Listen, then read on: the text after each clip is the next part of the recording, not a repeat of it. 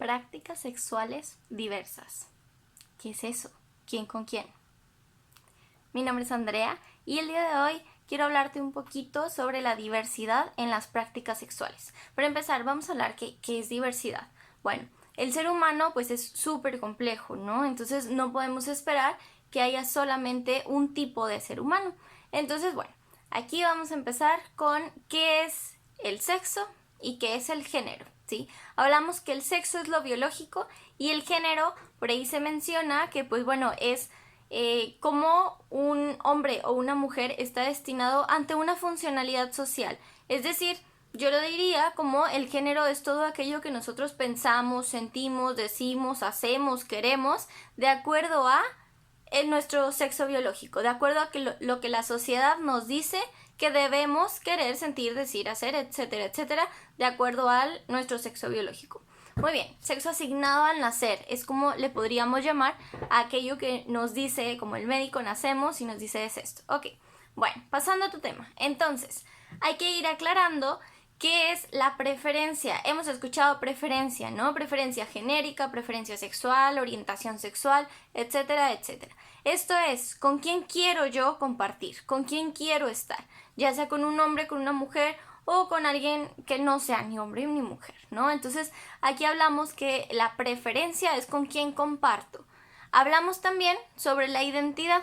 La identidad es el yo como me percibo, ¿sí? El yo me percibo como hombre, yo me percibo como mujer o yo me percibo como una persona con género o sexo no binario, ¿no? Entonces, aclarando estas dos, también tenemos una tercera que es un poquito más sencilla, me parece, que es la expresión de género, ¿sí? Aquí hablamos que es cómo yo me expreso de acuerdo a lo que la sociedad espera, ¿no? Por ejemplo, si yo tengo vulva, yo tengo un sexo asignado al nacer de mujer, ¿sí? Entonces, pongámosle que yo me identifico como mujer, ¿ok? Soy mujer.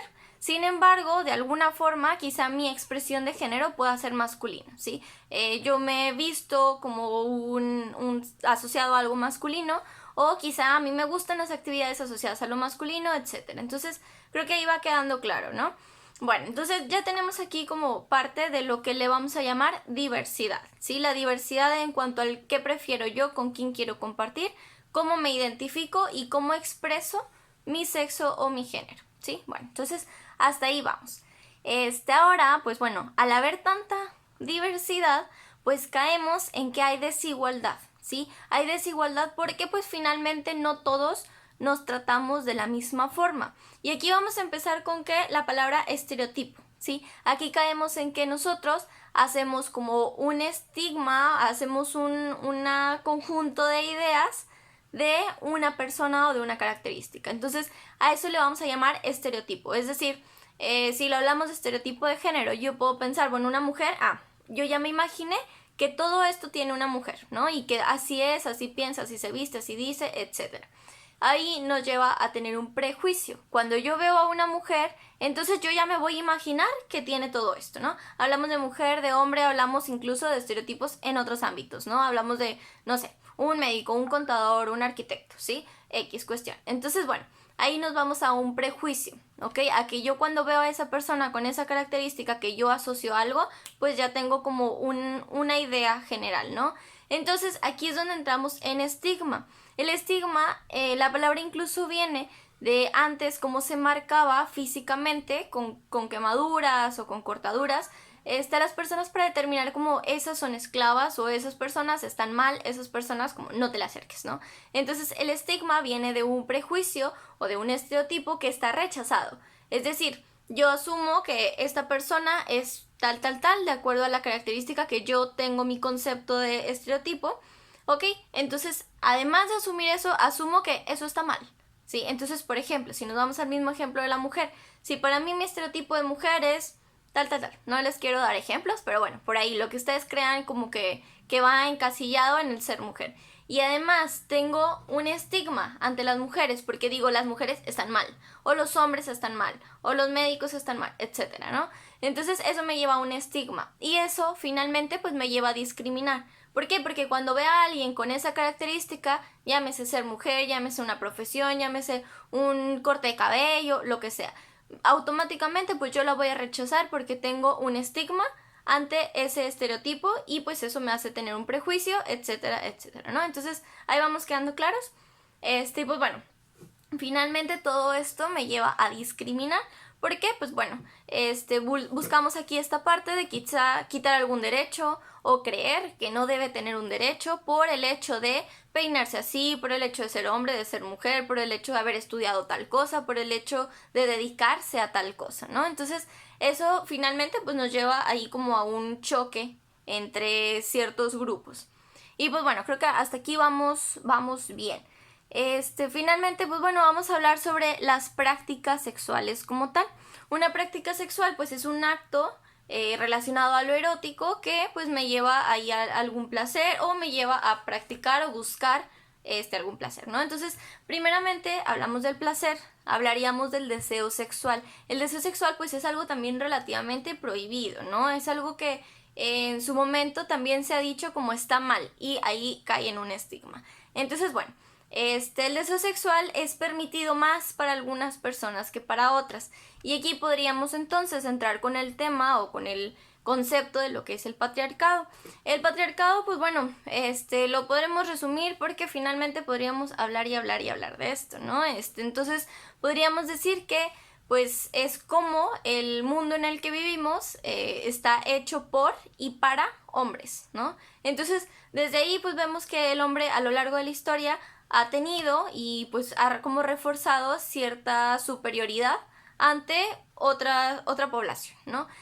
Hablamos de la heteronormatividad, es decir, lo heterosexual. Ahorita que yo decía prácticas sexuales, me pregunto si pensaste en un hombre y un hombre, en una mujer y una mujer, o en un hombre y una mujer, ¿no? Entonces, por lo general, la primera idea que se nos viene es una pareja heterosexual, hombre y mujer. Entonces, pues bueno, desde aquí ya vamos viendo cómo estamos hechos para pensar en algo, ¿no? Entonces, hablamos también de hegemonía y subordinación.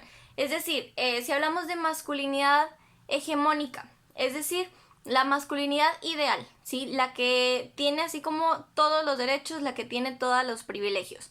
Y aquí hablamos de las características de la masculinidad hegemónica. Por ejemplo, un hombre que sea alto, que sea fuerte, que tenga barba, que sea tal y tal y tal, ¿no? Entonces ahí reunimos como las características esenciales para hacer una persona hegemónica, una masculinidad hegemónica. Y tenemos la subordinación, una masculinidad subordinada. Es decir, sí soy hombre, pero no completo todas esas características. Porque, pues quizá mi apariencia es un tanto más femenina relativamente, y pues eso me hace no llegar a lo hegemónico, ¿no? Y pues bueno, también hablamos de la marginación, es decir, soy hombre, sí, pero de acuerdo a mi raza o a mi posición socioeconómica, no permite llegar a esos privilegios que un hombre hegemónico sí podría llegar, ¿no? Entonces, bueno, hasta ahí vamos con eso. Y bueno, hablando sobre las prácticas sexuales en sí, hablaríamos entonces de prácticas sexuales de hombre con mujer y mujer con mujer, ¿no? Como lo mencionaba hace ratito. Empezando con hombre-mujer, pues bueno, creo que aquí no hay como mucho tema. Es algo que ya se ha hablado y se habla en todos los videos del mundo y se habla en muchos lugares, ¿no? Pero podemos hablar de hombre-hombre, ¿no? Un hombre que tiene sexo con otro hombre. Entonces, aquí primeramente, pues bueno, mencionaríamos cómo está el estigma de las prácticas sexuales de hombre con hombre. Hablaríamos del VIH, ¿no? Hablamos cómo se escucha mucho y está este mito, incluso si buscamos por ahí en internet, ¿no? VIH, pues nos salen como muchas búsquedas relacionadas a la homosexualidad de masculina, ¿no? Entonces, pues bueno, ahí hay un estigma que se tiene. Y pues hablamos también de cómo está la homofobia, ¿no? Los hombres pues son muy víctimas de esto. Y si lo analizamos desde el patriarcado, pues bueno, es una postura en la que como un hombre va a ser mujer, entre comillas, ¿no? Porque no funciona así, pero así se puede percibir desde la sociedad, ¿no? Entonces, pues desde ahí hay como mucho estigma al cómo volverse femenino, ¿no? Y cómo ser femenino, ya que lo femenino pues no es algo grato, no es algo que está como bien parado en la sociedad, ¿no? Entonces, bueno, desde ahí hay como mucho ataque a hombre que tiene sexo con otro hombre. Y pues bueno, también podríamos hablar aquí del sexo entre mujeres. Aquí me parece que los puntos principales, pues bueno, uno es la utilización de dildos, el cómo ahí mismo estamos cayendo en la necesidad de un aspecto masculino o de un aspecto pues bueno, varonil, por decirlo así, como el introducirlo en la práctica sexual de mujeres con mujeres, ¿no? No tiene nada de malo, sin embargo, pues bueno, sería ahí como cuestión de analizarlo, el por qué se asume que se necesita un dildo entre una mujer y otra mujer, ¿no? Y también pues la cuestión de la cosificación, esto porque, pues bueno, sabemos que ahí también una mujer con otra mujer, pues bueno, pueden ser ahí como víctimas de un estigma de que pues finalmente van a terminar con un hombre y van a ser como el objeto de placer de un hombre, ¿no? Entonces ahí también volvemos a caer en esto. Pero pues bueno, finalmente y para ir cerrando, me gustaría que analizáramos y el cómo poder hacer que las prácticas sexuales sean algo inclusivas, ¿sí? Desde aquí, pues bueno, la primera recomendación pues es analizar nuestros privilegios, es decir, analizar mi raza es privilegiada o no.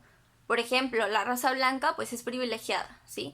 El nivel socioeconómico, pues bueno, también desde mi nivel socioeconómico soy privilegiada o no, ¿sí? El sexo, desde mi sexo soy privilegiado o no. Y mi preferencia sexual, también, eso me puede hacer ser privilegiada, ¿no? La heterosexualidad, pues, tiene un privilegio finalmente. Y pues bueno, de acuerdo a esto, yo analizando mis privilegios, analizando desde dónde estoy parada, pues bueno, puedo entender un poquito más el cómo voy a hablar y el cómo me voy a acercar a los demás o a las demás. Entonces aquí, pues bueno, algo que me gusta mucho es la parte del lenguaje inclusivo, ¿no? Entonces aquí la invitación es a analizar desde dónde hablo, ¿no? Por ejemplo, cuando hablamos de las prácticas sexuales, de cierta forma, quizá al hablarlo yo estoy asumiendo una práctica sexual de hombre-mujer, ¿no? Y al hablarlo quizá yo estoy asumiendo que le estoy hablando a una raza blanca, o yo estoy asumiendo que le estoy hablando a una persona que tiene una posibilidad económica de adquirir ciertos productos. Entonces es bien importante desde dónde lo estamos hablando, ¿no? Y analizar ahí cómo en nuestro lenguaje se va dando cuenta en nuestro discurso el qué estoy pensando yo, desde qué privilegios estoy hablando y el cómo en cierta forma puedo estar violentando, estigmatizando o prejuiciando a algo o a alguien, ¿no? Entonces, pues bueno, esa sería la recomendación o como la invitación a reflexionar. Y pues bueno, aquí en la descripción les dejo ahí algunos links, incluso pues con la bibliografía para que puedan ahí revisar más material por si les interesa, y pues en algunos de ellos fue en los que me basé para hacer este pequeño video. Espero que les haya gustado.